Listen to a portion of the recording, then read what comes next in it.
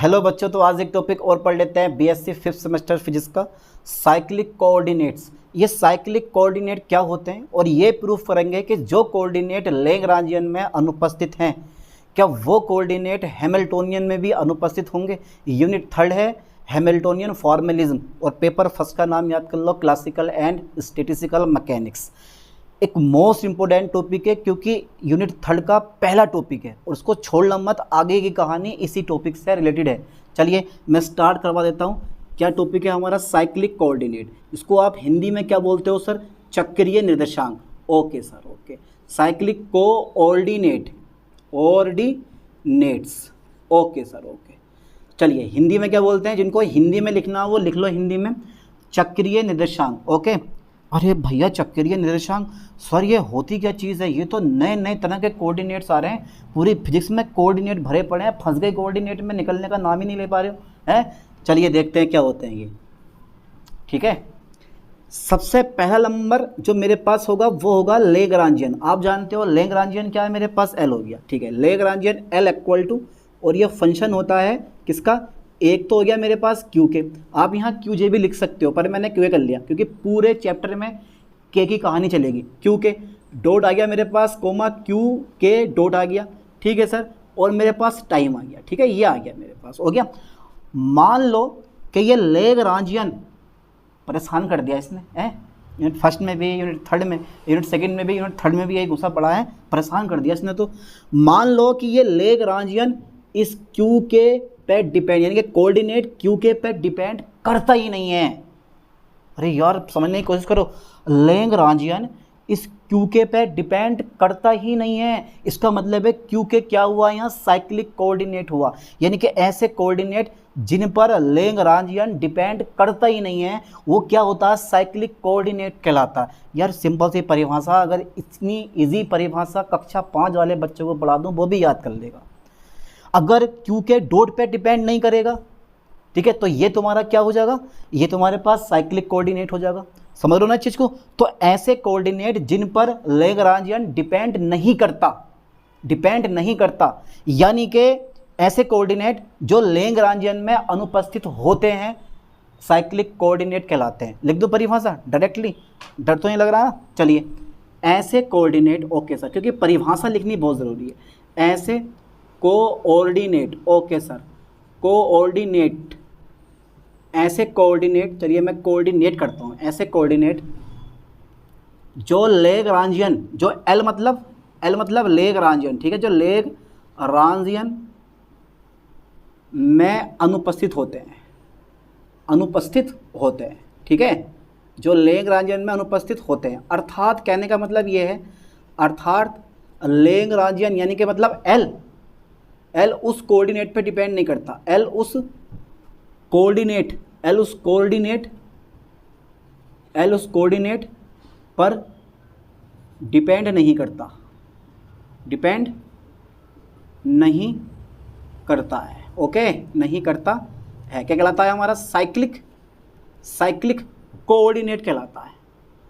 Coordinate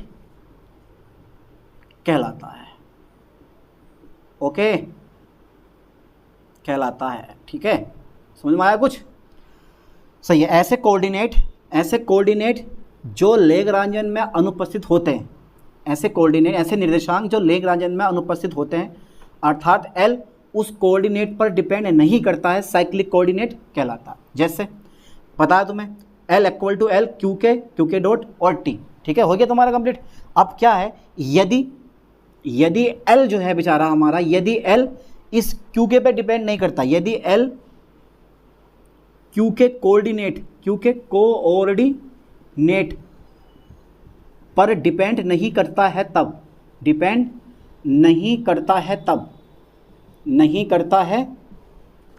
Q के लिए, okay, Q के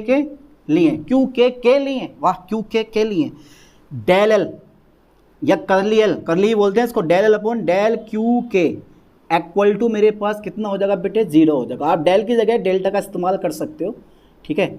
ये हो गया मेरे पास, ठीक है। इसका मतलब ये हुआ कि लेग्रांजियन फंक्शन, लेग्रांजियन क्या बोलते हैं बेटे, लेग्रांजियन में क्यू के है ही नहीं, डिपेंड कर ही नहीं रहा, अनुपस्थित है। समझ में आ रहा ना चीज़ को। तो सिंपल सी मैंने परिभाषा लिखी है और एक सिंपल सा मैंने फॉर्मूला लिख दिया कि del L upon del Q के इक्वल टू 0। अच्छा ठीक है सर, अब भैया कुछ ऐसा आपको दिखाई दे तो एक पॉइंट में और थोड़ा सा बढ़ा चढ़ा कर लिखवा दूँ कि आप लेग्रांजियन इक्वेशन को कैसे लिखोगे, यानी कि लेग्रांज के अनुसार, लेग्रांज के अनुसार। ओके ओके, देखते हैं भाई जरा एक बार। लेग्रांज, लेग्रांज बोल सकते हो आप। अरे यार चलो अरे यार इसमें लिख दो। अरे यार छोड़ो यार, चलो लेग्रांज ही पढ़ा जाता इसको, लेग्रांज भी पढ़ा जाता, लेग्रांज के अनुसार, लेग्रांज के अनुसार। चलो मैंने हिंदी में लिख दिया तो कोई दिक्कत नहीं है। आपको पता होना चाहिए कि del L upon del Q के डॉट, ठीक है, d upon d t minus के del L upon del Q के equal to 0।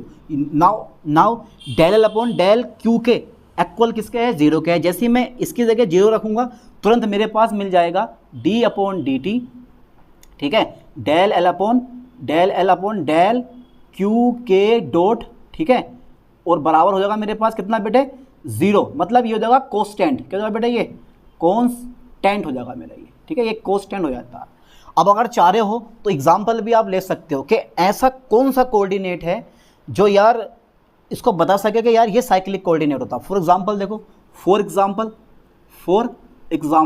Okay sir, okay, for example आप ले सकते हो, ठीक है। जैसे अब एग्जाम्पल को ना मैंने शॉर्टकट में लिख दे जाऊँ ईजी करके, फॉर एग्जाम्पल, ठीक है, ईजी मतलब example. Okay okay okay okay okay okay okay, ठीक ठीक ठीक। देखिए ये वाला लेते हैं एग्जाम्पल, एक बढ़िया सा शानदार, 1/2 एम एक्स डॉट स्क्वायर, यानी कि 1/2 एम भी स्क्वायर है। अगर मैं यहाँ पर x के सापेक्ष डिफ्रेंशिएशन करूँ, इसका x के सापेक्ष डिफ्रेंशिएट करो, ठीक है, x के सापेक्ष डिफ्रेंशिएट करो तो 0 होगा, क्योंकि इसमें x है ही नहीं। जब x डॉट है, बेग है, x नहीं है, जब x नहीं है तो हमारा कितना आ जाएगा बेटा, ये del L upon del X equal to 0 आ जाएगा। इसका मतलब ये हुआ कि L जो है वो इस x पे डिपेंड कर ही नहीं रहा है। इसका मतलब है x is a cyclic coordinate, ठीक है। x क्या है, x एक साइक्लिक कंपाउंड है, x एक साइक्लिक क्या है बेटे, कंपाउंड है। ओके, अरे यार x एक साइक्लिक कोऑर्डिनेट है, x एक साइक्लिक कोऑर्डिनेट है। ओके सर, ओके, x एक साइक्लिक कोऑर्डिनेट है। ओके, और भी बहुत सारे एग्जांपल आ सकते हैं, ठीक है। तो ये तो साइक्लिक कोऑर्डिनेट की बात हो गई, यानी कि जो लेग्रांजियन में प्रेजेंट नहीं होते हैं वो सब के सब क्या होते हैं, साइक्लिक कोऑर्डिनेट होते हैं। फॉर एग्जांपल, क्योंकि यहाँ पे L जो है वो x पे डिपेंड नहीं करता है, इसीलिए ये कोऑर्डिनेट जो x होगा वो एक लेग्रांजियन में अनुपस्थित होगा, यानी कि एक साइक्लिक अनुपस्थित है तो मतलब क्या है, साइक्लिक कोऑर्डिनेट होगा, ठीक है, यानी कि x एक साइक्लिक कोऑर्डिनेट है, ठीक है सर। अच्छा, अब हमें क्यों प्रूफ करना है, अब हमें ये प्रूफ करना है कि जो कोऑर्डिनेट लेग्रांजियन में अनुपस्थित हैं क्या वो हैमिल्टोनियन में भी अनुपस्थित होंगे। चलिए यहाँ तक का पहले स्क्रीनशॉट ले लो, आप ले लिया होगा स्क्रीनशॉट, पक्का सोच लो एक बार, कर दूँ इरेज, कर दे रहे हैं साहब। चलिए हटा दो जरा फिर इसको, लो। अरे यार इतने इजी टॉपिक कक्षा 5 के टॉपिक BSc 5th सेमेस्टर में डाल रखे हैं, और यार इतने इजी टॉपिक अगर पेपर में आने लगे तो तुम जो है टॉप कर जाओगे। भाई आने भी चाहिए यार, आने भी चाहिए इतने इजी टॉपिक। चलिए नेक्स्ट देखते हैं। ओके ओके ओके, कर दे प्रूफ फिर। चलिए, यानी कि जो कोऑर्डिनेट भैया पेपर में आता, जो कोऑर्डिनेट, ठीक है, लेग्रांजियन में अनुपस्थित हैं, वह हैमिल्टोनियन, H फॉर हैमिल्टोनियन में भी अनुपस्थित होते हैं, में भी अनुपस्थित। ये हमें प्रूफ करना भैया बहुत मोस्ट है, कई बार पेपर में आया है, इसलिए पढ़ा रहा हूँ मैं, चीज़ को मन में छोड़ देता मैं भी। तो पता है आपको कि del L upon del Q के इक्वल टू कितना लिखा है मैंने ऊपर, 0 लिखा है। क्वेश्चन नंबर कितने में मेरे पास, फर्स्ट हो गई, ठीक है।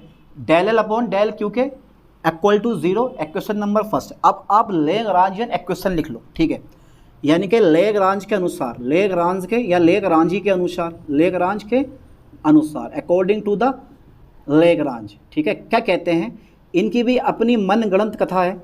डी अपॉन डी टी कहते हैं कि भैया अगर फिजिक्स पढ़नी है 5th सेमेस्टर की तो मैं आपके साथ हूँ, मेरा नाम लो और पास हो जाओ, ये कहते हैं बेचारे। क्यू के इक्वल टू 0 कहते हैं कि जितना मुझे याद करोगे उतना मैं तुम्हें याद आऊँगा। इसलिए यार ये लैग्रांज को याद करते रहो, बड़ा फ़ायदा होगा। आ गया? ठीक है सर। अच्छा, इसको मैं बराबर किधर ले जाऊँ? अरे सर क्या ज़रूरत है ले जाने की, क्या ज़रूरत है ले जाने की, जब बेबदल हम लेके जाएंगे तो डी अपॉन डी टी, ठीक है, curly L upon curly Q के dot, del L upon del Q के dot equal to del L upon del Q K. अच्छा सर, का आप के की जगह जे भी लगा सकते हो? हाँ जे लगा सकते हैं। अब जे भी लगा सकते हैं भाई, अरे लगा लेना भाई जे। क्यू के डॉट, ठीक है, ये सब के सब जर्नलाइज्ड कोऑर्डिनेट होते हैं, व्यापीकृत निर्देशांक होते हैं। ये मैंने पढ़ा रखा पीछे आपको, ठीक है सर। अरे सर बड़ी समस्या आ गई है। क्या समस्या आ गई है? अब बड़ी समस्या सामने आ गई है। अब क्या है कि ये जो del L upon del Q के डॉट हमें दिखाई दे रहा है, del L upon del Q के डॉट जो हमें दिखाई दे रहा है, ये भैया पी के बराबर होता है। और पी के जो है वह है जर्नलाइज मोमेंटम, यानी कि व्यापीकृत या सामान्यकृत व्यापीकृत संवेग। ठीक है सर, अब दिखाई दिया? अच्छा मैं दिखाई दे रहा हूँ, बोर्ड दिखाई दे रहा है, सब दिखाई दे रहा होगा। तो पी के क्या है? ये व्यापीकृत संवेग हो गया। Del L upon del Q के dot equal to P K हो गया। अच्छा समीकरण 2 से सर आप कुछ करने वाले थे अभी। अच्छा क्या करने वाले हैं समीकरण 2 से? फायर आग लगाने वाले। Del L upon del Q के डॉट की जगह क्या लगा दोगे? पी के लगा दोगे। लगा दें पी के, मूवी देखी है आपने पी के में भैया पी के बना रहे हैं सबको। तो ये आ गया पी के, ओके सर ओके, ये आ गया हमारा P K equal to del L upon del Q K. घबराओ मत। अच्छा पता होना चाहिए जब हम किसी भी चीज़ का फर्स्ट टाइम डिफ्रेंशिएशन करते हैं तो कुछ इस तरह से हमें देखने मिल जाता है, पी के डॉट मिल जाता है। मिल गया? अरे भैया ये तो ऐसा ही मिल जाता है। डेल क्यू के आ गया, क्वेश्चन नंबर 3 आ गई हमारी। घबराओ मत कि समीकरण पे समीकरण बननी है पर यूज़ कहीं हो नहीं रहा है। तो P K dot equal to आ गया del L upon del Q K. अब हैमिल्टोनियन आते हैं, जो हैमिल्टन है वो आते हैं। बोले भैया यार हैमिल्टन के अनुसार चेक कर लेते हैं एक बार।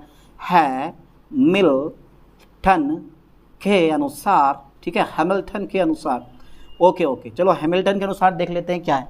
ये कहते हैं कि भैया हम भी हैं, हम क्यों इग्नोर कर रहे हो? Del H upon del Q के equal to minus K P K dot, ये होती है हैमिल्टन के अनुसार del H upon del Q के equal to minus K P K dot. समझ में आ गया? हो जाएगा यार? तो भैया लो हैमिल्टन भी आ गए। चलिए अच्छा पी के डॉट का मान कितना दे रखा है? इक्वेशन 3 से समीकरण 3 ले लो भैया। हाँ सर समीकरण 3 हमें दिखाई तो दे रही है पर साफ दिखाई नहीं दे रही है। हाँ भाई, del H upon del Q के इक्वल टू माइनस के, जहाँ पर पी के डॉट है वहाँ मैं रख सकता हूँ del L upon del Q K. ठीक है भैया, काहे ना है समझ में आया क्या? आ गया होगा यार, बिल्कुल इजी टॉपिक है, इसमें क्या समझना यार। पी के डॉट की जगह उठा कर यहाँ रख दो यार, बस छुट्टी। और एक ख़ास बात और मैं आपको बता दूँ, आपने सुना होगा इग्नोरेबल, नाम सुना ना? इग्नोरेबल कोऑर्डिनेट भी बोलते हैं साइक्लिक कोऑर्डिनेट को, यानी कि जैसे एल क्यू के पे डिपेंड नहीं करता, मतलब इग्नोर कर देता। जानते हो ना इग्नोर? अरे यार वो मुझे इग्नोर कर रही है, वो मुझे इग्नोर कर रहा, वो मेरा रिप्लाई नहीं कर रहा, मैं मैसेज कर रहा हूँ वो रिप्लाई नहीं कर रहा, वो वाला इग्नोर होता है। ठीक है, वो वाला इग्नोर होता है। तो आप साइक्लिक कोऑर्डिनेट को इग्नोरेबल कोऑर्डिनेट भी कह सकते हो, क्योंकि एल डिपेंड करता ही नहीं है तो वो क्यों करेगा भैया? वो तुम्हें इग्नोर करेगा, वो क्यों तुम पे डिपेंड रहेगा, है नहीं? चलिए देखते हैं आगे। Del H upon del Q के इक्वल टू माइनस के del L upon del Q K. अब क्या है? अब क्या होगा? Del L upon del Q के इक्वल टू किसके है? 0 के। अब del L upon del Q के इक्वल टू किसके है? 0 के। तो आप इसकी जगह 0 रख सकते हो, माइनस की गुणा 0 से करोगे तो हमारा पूरा टर्म कैसे हो जाएगा? 0 हो जाएगा। यानी कि समीकरण 1 से आप लिख सकते हो del H upon del Q के इक्वल टू 0। वाह क्या बात है! अरे सर इसका मतलब तो ये हो गया कि जब एल क्यू के पे डिपेंड नहीं करता है तो सर एच बी क्यू के पे डिपेंड नहीं करेगा। जब एल क्यू के पे डिपेंड नहीं करता है तो एच बी क्यू के पे डिपेंड नहीं करेगा। इसका मतलब है क्यू के एल में भी अनुपस्थित है और एच में भी अनुपस्थित है। भैया पेपर में पूछा जाता है, और है तो है, और होना काफ़ी नहीं है। ठीक है, अतः करके मैं लिख दूंगा, अतः जो कोऑर्डिनेट अतः जो कोऑर्डिनेट एल में अनुपस्थित है, एल में अनुपस्थित होता है, वह एच में भी अनुपस्थित होगा, मैं भी अनुपस्थित होगा। आप आराम से यार प्रूव कर सकते हो। खाना खाना बैठो मज़े से और पढ़ते रहो, याद हो जाएगा। खाना खाते खाते याद कर लोगे, पक्का 100% श्योर है। समझ में आया? तो इस लेक्चर में हमने क्या पढ़ा, साइक्लिक कोऑर्डिनेट क्या होते हैं। साइक्लिक कोऑर्डिनेट को हम इग्नोरेबल कोऑर्डिनेट भी कहते हैं, और हमने ये प्रूफ कर दिया कि जो कोऑर्डिनेट एल में प्रेजेंट नहीं होता है वो कोऑर्डिनेट एच में भी प्रेजेंट नहीं होगा। ठीक है, चलिए साहब मिलते हैं नेक्स्ट वीडियो में इस यूनिट की नेक्स्ट लेक्चर में। थैंक्स।